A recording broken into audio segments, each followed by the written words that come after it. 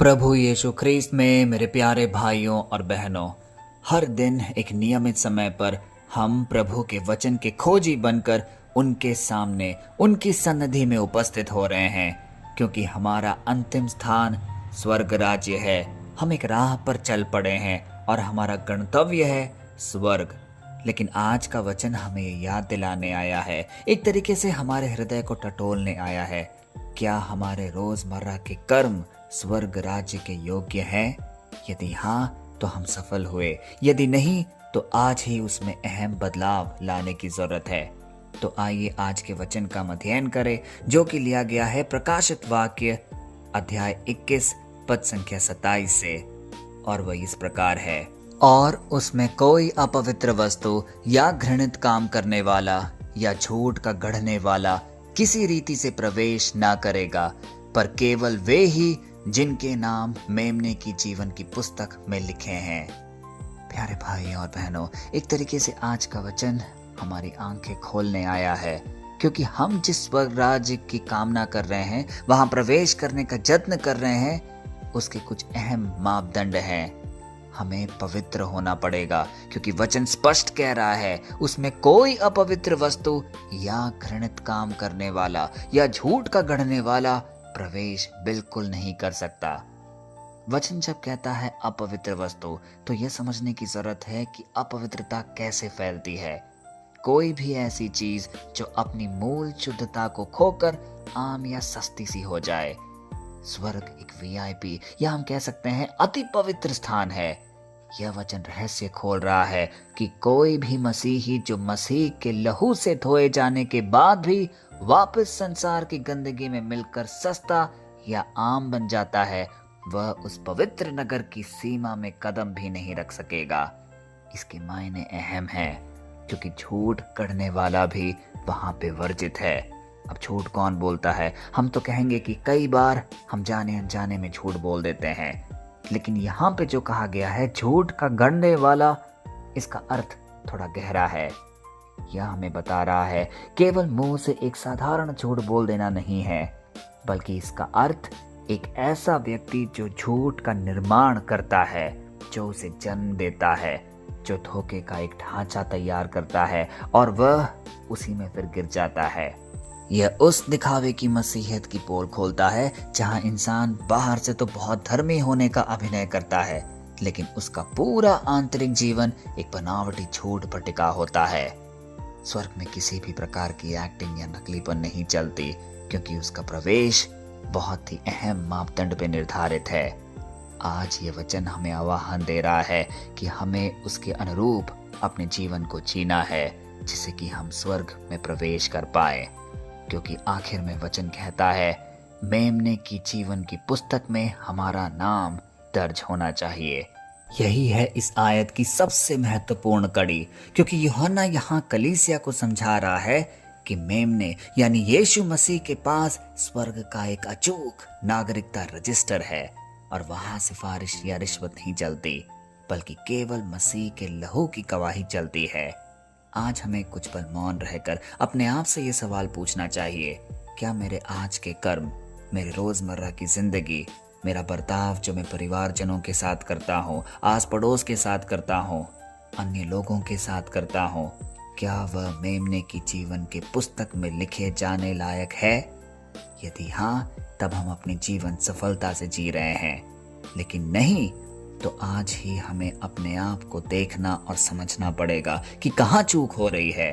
क्योंकि आज बहुत से विश्वासी ये सोचते हैं कि हम सप्ताह के 6 दिन संसार के रंग में रंगे रहेंगे, झूठ बोलेंगे, चालाकियां करेंगे, इंटरनेट पर अश्लीलता देखेंगे, और अचानक से संडे को चर्च जाकर प्रभु की महिमा करके स्वर्ग राज्य का टिकट पा लेंगे।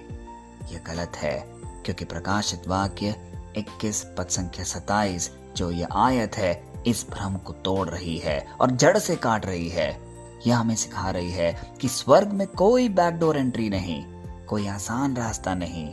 हमें आज ही अपने गुप्त आदतों और सांसारिक समझौतों से पूरी तरह तौबा करना ही होगा। यह वचन हमें सिखाता है कि हमारा मसीही जीवन एक तरीके से पारदर्शी होना चाहिए, सब कुछ साफ, यदि हम अपने बिजनेस में टैक्स की चोरी कर रहे हैं या किसी प्रकार की अनियमितता लेके आ रहे हैं, वो गलत है। अपने रिश्तों में यदि हम धोखा दे रहे हैं, दूसरों को गुमराह कर रहे हैं, गलत वाक्यों का इस्तेमाल कर रहे हैं, तो हम स्वर्ग राज्य के योग्य नहीं बन पाएंगे। प्यारे भाई और बहनों, हमें अपने होठों से लेकर अपनी सोच तक हर जगह मसीह की सच्चाई को लागू करना है, उसे जीना है। यदि आपका नाम किसी बहुत बड़े वीआईपी इवेंट में गेस्ट लिस्ट में लिखा हो, तो हम कैसा बर्ताव करेंगे? हम अच्छे अच्छे कपड़े पहनेंगे, पूरी तरह तैयार होंगे, क्योंकि हम जानते हैं कि हमारा नाम एक अहम सूची में लिखित है। अब जरा सोचिए, जब हमारा नाम मेमने की जीवन की पुस्तक में दर्ज है, तो हमारी तैयारी कितनी बड़ी होनी चाहिए। यह वचन हमें याद दिला रहा है कि इस पृथ्वी पर हमारा जीवन अस्थायी है, हमारी असली नागरिकता स्वर्ग में है। इसलिए हमें अपना हर दिन पवित्रता और परमेश्वर के भय में बिताना है।